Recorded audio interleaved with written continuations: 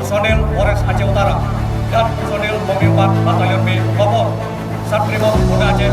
Siap! Laporan kenaikan pangkat.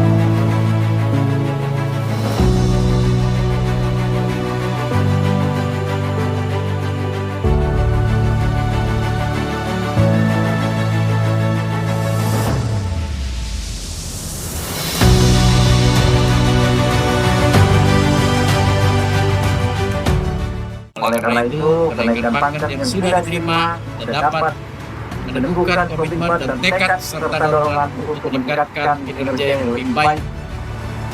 Seyogyanya dapat menginspirasi dan menggugah semangat generasi muda Polri.